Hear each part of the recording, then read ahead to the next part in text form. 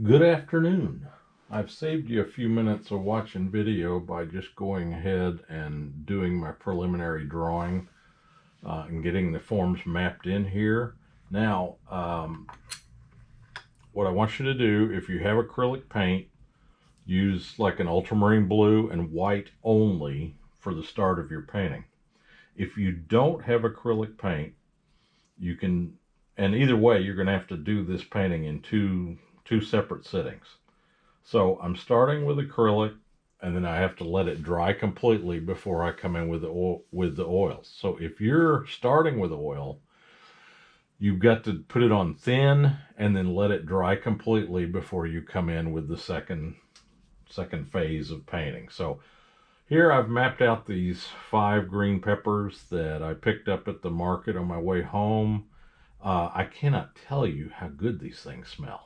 It's just outrageous.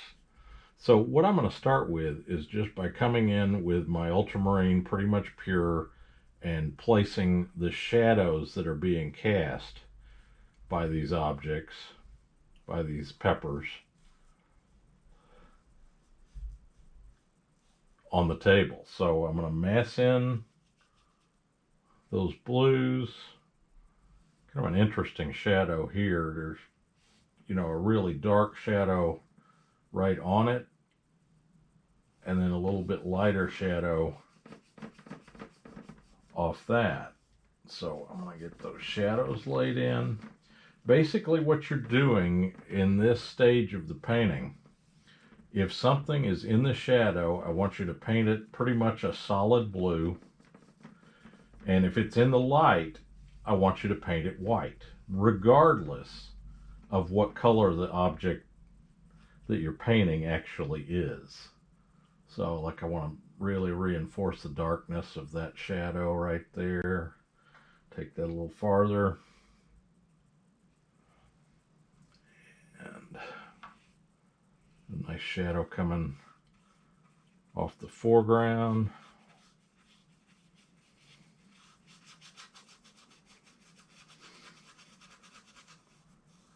Okay, like so. And I have a few shadows in my drapery that's behind this setup. You may recognize it from the other still life that we've been working on. So I'm just looking for where things are in shadow. Like for instance, this drapery behind everything, yeah, it's blue, and it's a fairly dark blue, but I'm only looking to paint it where the shadows are in that blue, because where the lights are in that blue, I'm just going to leave it white. So basically what you're trying to accomplish here, what you're trying to create in your painting, is a real high contrast image. If you think of, say for instance, black and white photography, well, black and white photography isn't usually just black and white. There are a lot of grays to be found in there, and what I'm trying to do now is eliminate the grays. So if it's in the light,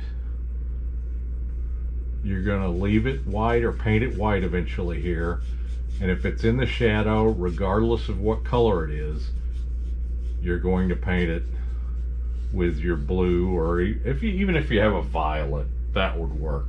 Now see, real quickly now, I've made all these objects, all these peppers, kind of the focus of my painting, and I'm going to go ahead and now start to come in and find where the shadows are on these guys.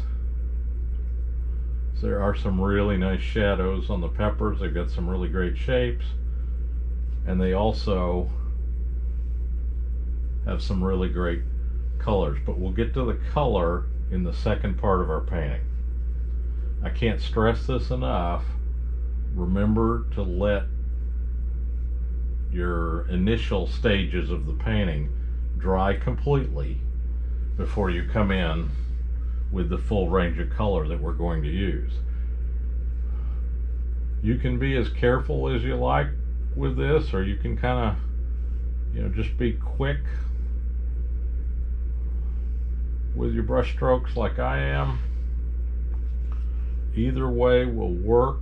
I will tell you that the second part of the painting that you're going to do, where you'll add the full range of color, that's actually going to go faster than when you're just plotting everything in and mapping out where your lights and your shadows are.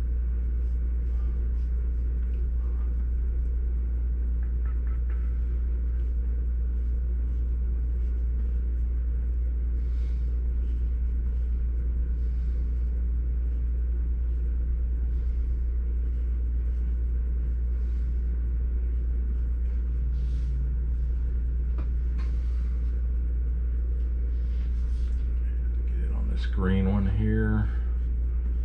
If you lose some definition of edges, like I can't tell where my shadow begins and my pepper here ends, that's entirely okay, because you're going to fix that in step 2.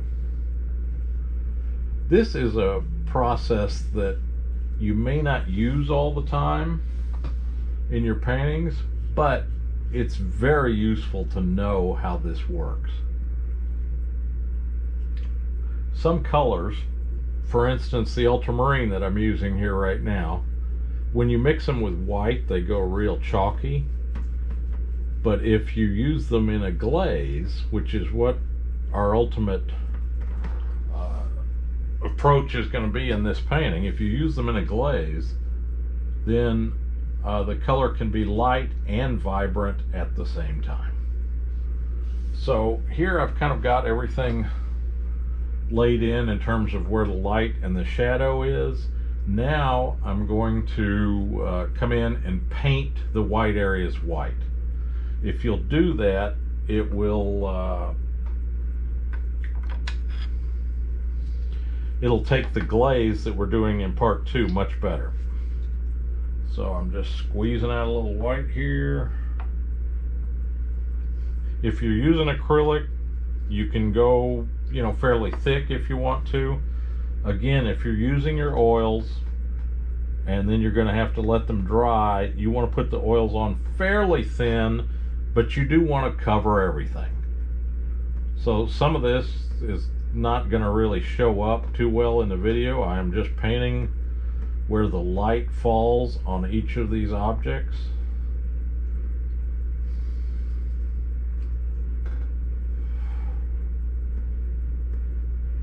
I want to make sure to get every area of the painting covered. And like we've done before, I can come in and do some redrawing. You know, my edge of the table here got kind of sloppy, but it's easy enough here to come in and say, okay, I want to clean that edge up. So, as I said, painting the white areas white, not just leaving the canvas white, is going to help your finished piece a lot.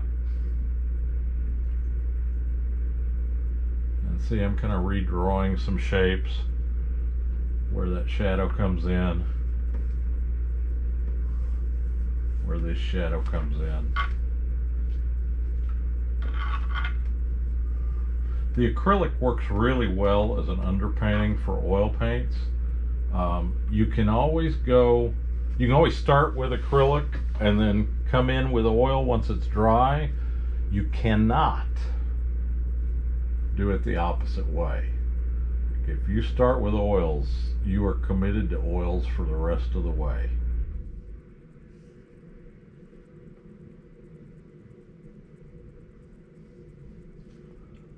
Okay. So anywhere the light is directly on whatever you're painting, you want to paint it white regardless of what color it is. So here I'm on that yellow pepper, I'm painting it white. When I go into, you know, the stem here, if it's in the light, I'm going to paint it white. This red pepper up on top, A lot of white on top and on the side, on the stem.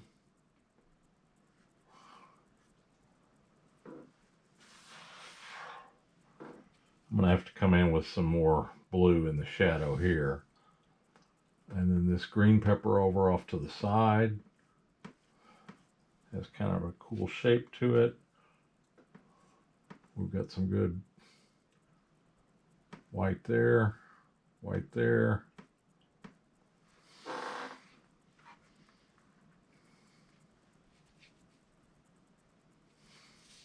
And then I'm back on the blue cloth in the background.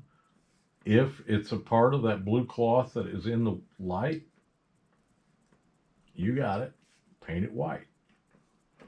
We'll make corrections to all these colors when we come in with our oil paint.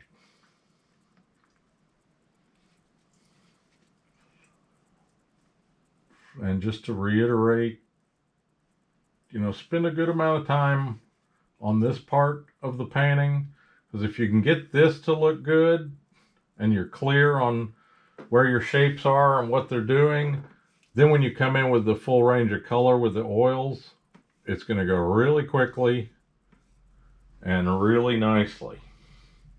Okay, I wanted to come back with some more of the ultramarine on this part of that pepper. Okay. You know, I have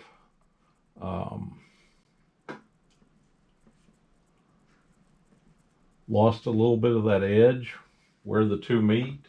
I can come in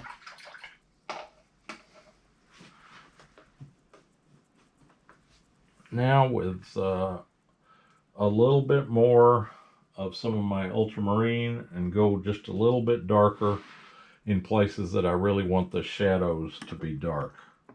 So I'm going to start with that shadow right off this pepper and how it disappears right there. Really dark shadow here off this pepper that continues on back behind the yellow one.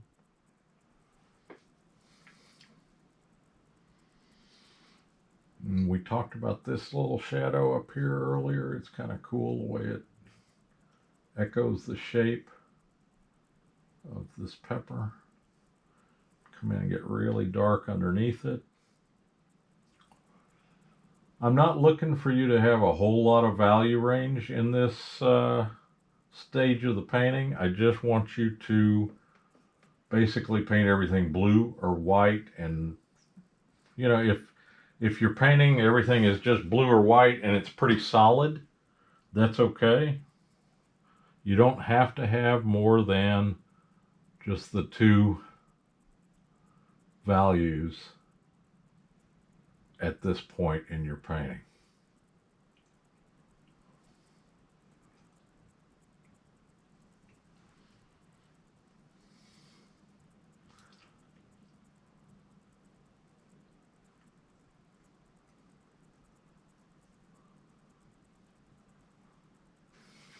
Now, depending on what you're painting, it may go a little more slowly than what I've done here. That's okay. Take your time.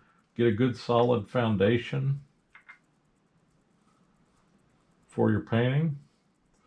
You know, you wouldn't build a castle in a swamp like they did in Monty Python and the Flying Circus's Holy Grail.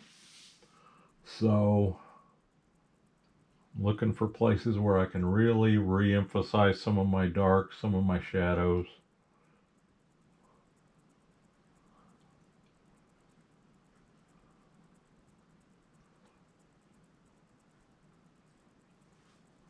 Okay. Now you see now that kind of hard contrast that I told you I was looking for. If we were to take a black and white photograph of our painting at this stage, we would want it to just basically be those two tones, black and white, but not really any intermediate grays. If you have some, that's okay, but don't make that your emphasis, because you know, it's important that you get a good drawing at this point and get a good separation of lights and darks. But we are going to cover everything in this painting when we come in with our color. Now it's going to show through, because what we're going to do is we're going to employ a technique called glazing. A glaze is a thin application of paint, where impasto is a thick application of paint. So right now we're just looking for a nice thin or nice thick layer that we can build on, and then when we come in with our full range of color, that's when we're going to get our thin glazes and let what we have underneath show through. But with our glazes, we're going to give the painting its color.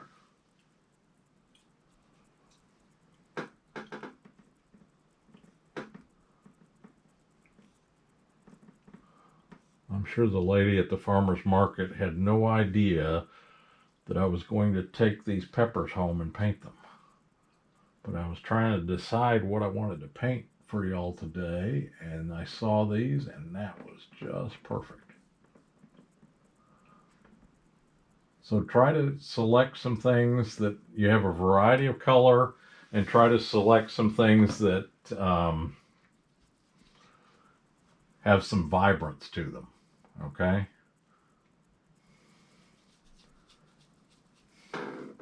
So, you know, it could be just anything that you could paint. You know, it could be bottles like we've been doing. It could be peppers or other kind of fruit like this. You know, it could be a stack of baseball caps, as long as they're different colors. Just whatever you find hanging around. And again, if you can find things that have a little more vibrance to them, so much the better. So I think right about here is where I'm going to stop with phase one of my painting. And I've pretty much got everything laid in here. So I'm going to let this dry completely. And then once it is dry, then I'm going to come back into the painting with my oils. Okay, so this ends step one.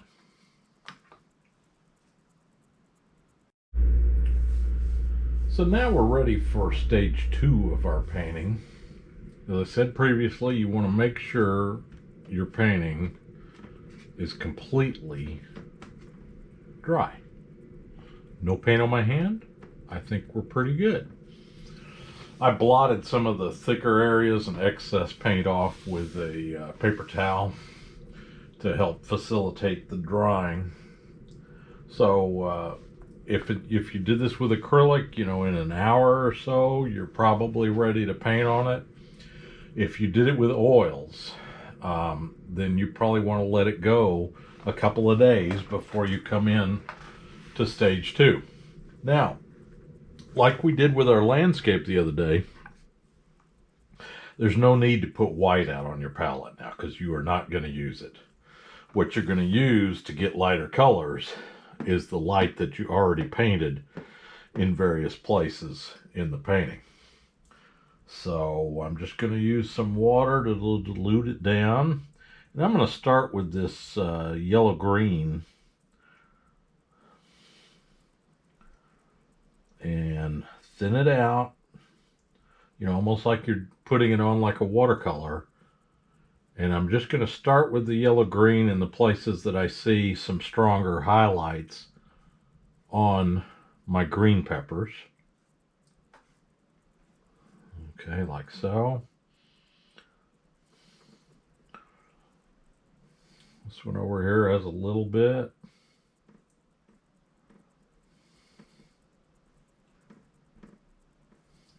Okay, like so.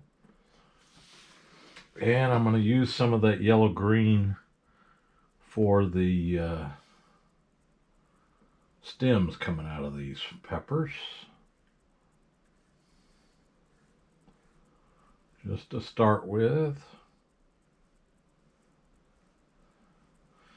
And now I'm going to mix up a little bit bluer green still want to keep it fairly vibrant and fairly light.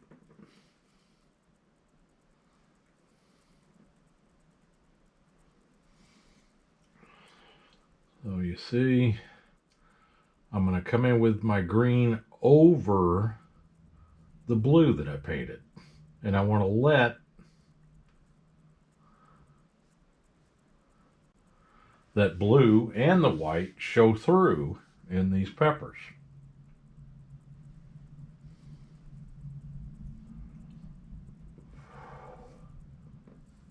So you paint it the local color of whatever it is that you're painting. You paint that over the light, the whites, and you paint that over the shadows. So you still have a green pepper, but now that green pepper already has its light and shadow built in.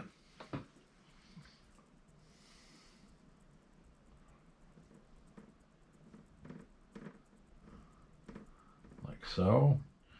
If you're putting it on so thick that you can't see your underpainting, you need to take a step back and thin things out. So I've put some of my greens on. I think I'm going to go to the yellow pepper next. That brush seems to have something other than the paint in it. It's kind of making my color a little milky there, so I'm going to use a different brush here. I'm mixing my two yellows, but I think it's primarily going to take the yellow light for that pepper in the background.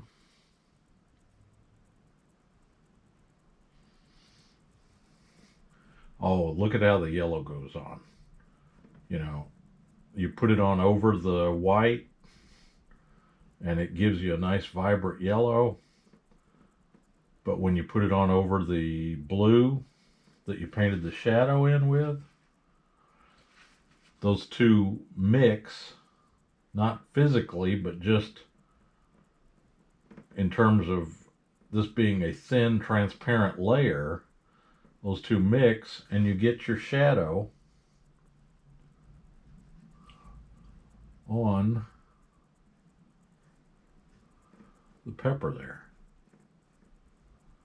So now it is a yellow pepper through and through, but it's got some dimension to it. All right, I'm just going to keep climbing the ladder toward red and use my yellow deep with some of my cadmium red light. Thinning it out a lot. Keep your water clean as you can and keep your brush clean as you can. Oh yeah. Because if you let your brush get dirty and your water get dirty, then your colors are all going to turn to mud. And that's not really what we're looking for here. I'm a little thick with that orange. I want to make sure that the dark of the blue can show through my orange a little bit.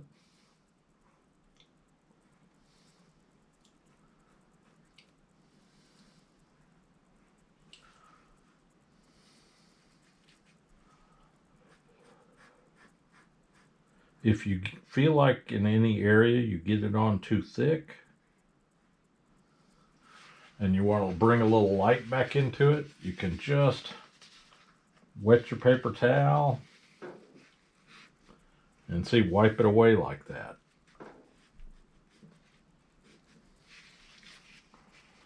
So now I've got a little more light on my orange pepper. And now I need to come in with that nice red one in the background, and I'm going to use a mix of the alizarin and the cadmium red light, so it's not too orange and not too purple or red. Look at how that red glows now, where I mixed in, where I put it over the white, and then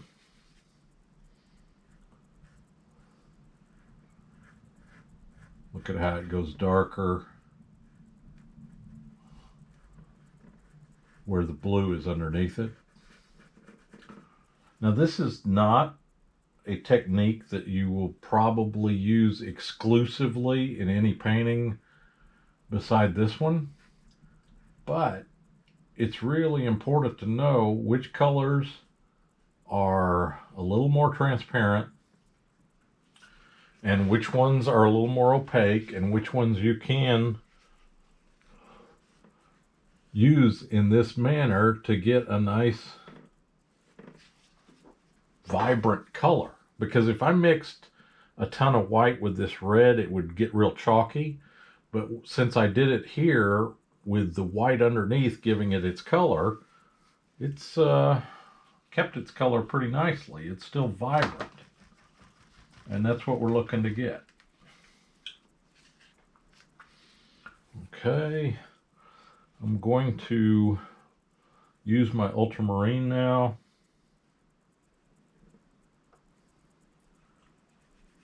The ultramarine and the alizarin are both very transparent colors. So you see I come in with that. It's taking the shadow area darker, but it's leaving the light area lighter. Alizarin and ultramarine are both really good colors to do this with. Alizarin, when mixed with white, tends to get real chalky and lose a lot of its intensity. So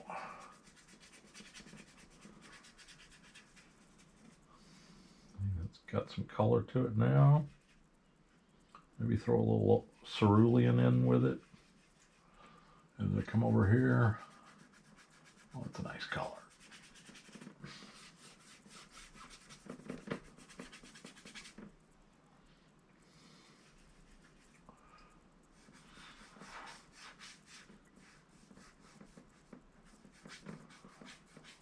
You should cover your entire painting with the oils.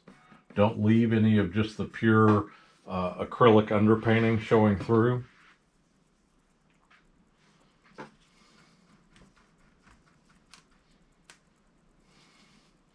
Now, when it comes to the tabletop that everything's sitting on, I think you can look at that and say, okay, the basis of that color is yellow. So I'm going to use my yellow deep.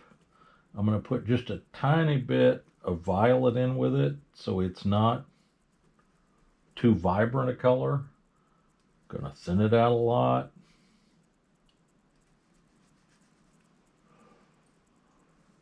And you see I give the table its color, but I'm also going to bring that color into the shadows.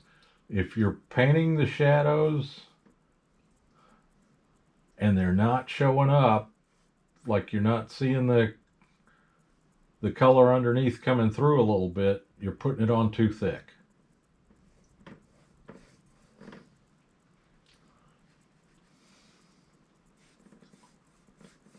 See back here, that's really nice where the light is.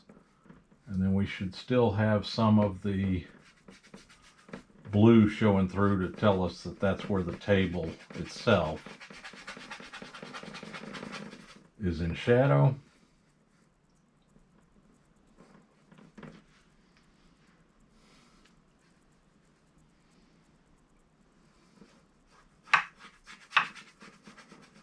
Okay. See, when I really thin it out, I get the nice effect of the white coming through, and I still see the deepness of my shadows. And this gives you a range of color from light to shadow, but it doesn't let your painting look too fragmented, like where we were talking about in the landscape the other day, going from blues in the shadows to yellows in the lights. This is a really good way to keep the color somewhat integrated. All right. Now, that's not the greatest painting I ever made. In fact, you could argue that it's pretty ugly. That's fine, but you see the value of using some glazing techniques in places. I'm going to come in just a little bit deeper in places with my orange.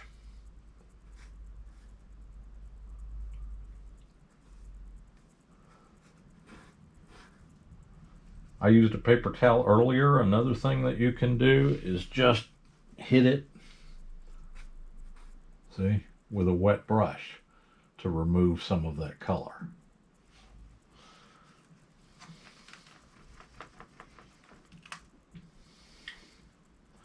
I want to get a little more green.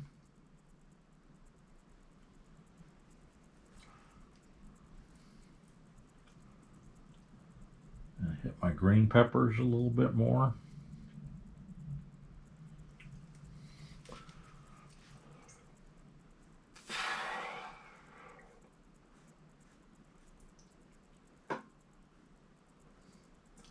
Just leave a little bit of that light where I had it.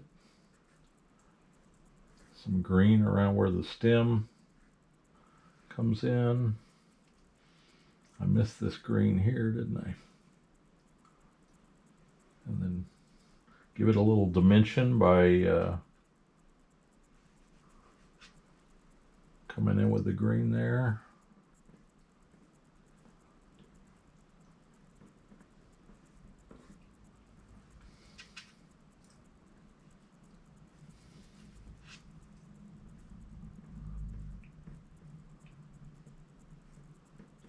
And the green here.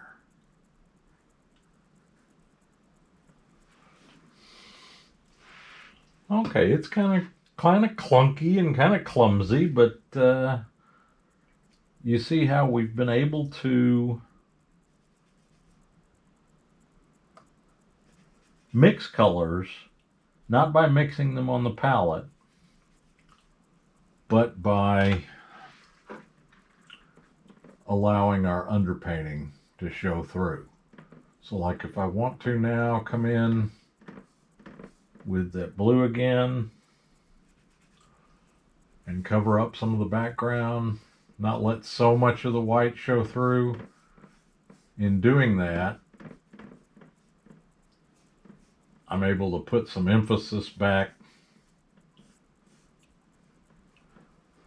on the peppers in the foreground. I do not want you to come in with any white or highlights in your painting. If you cover something and you don't like the way it looks, don't wait, just go ahead and wipe it off.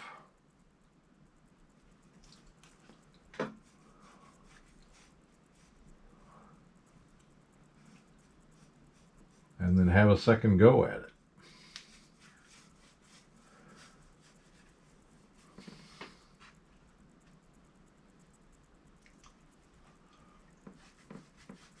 See back here where I put the dark blue down initially, I'm able to come in with my Prussian blue and get a nice strong dark there. I want to do the same thing over on this side. A nice strong dark. Then that lets that green pepper kind of stand out against the background there. And I think in a couple places on my peppers, I can come in with the blue to really shore up the shadow on those guys.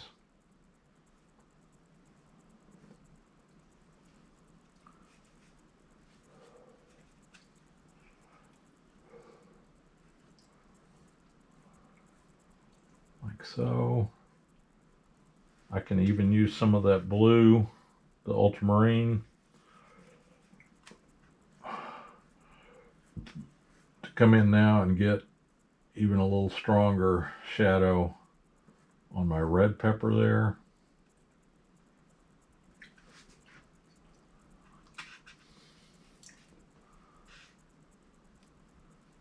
I'm going to take some of my cadmium red light and just with a little bit of blue still on the brush, come in and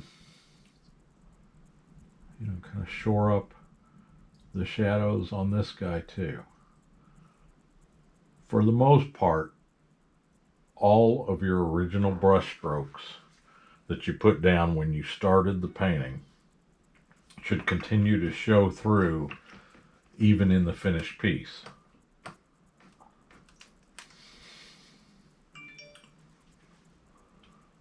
And I just wanted to hit that yellow one more time.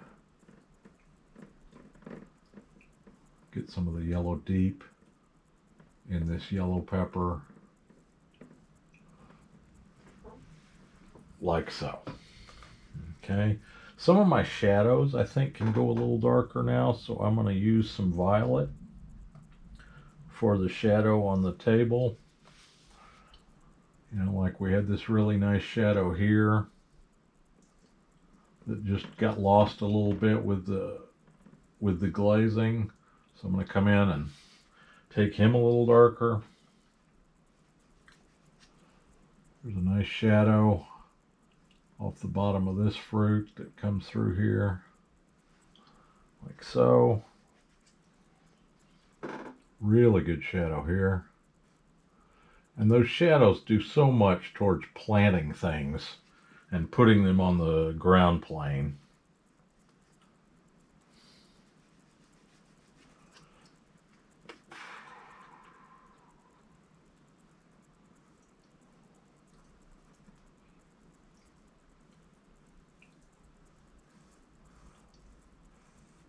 So, for the most part, just letting my original underpainting show through.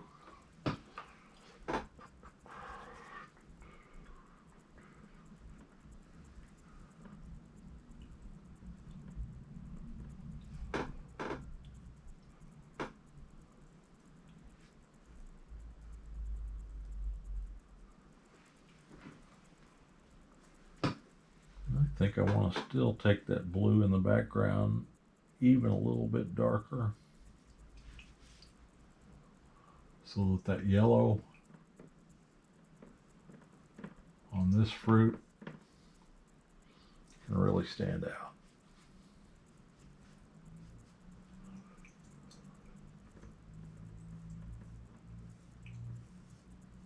But again, take notice of the fact I did not mix white with any of these colors. I'm just letting my underpainting do all the heavy lifting for me and letting it bring the light out.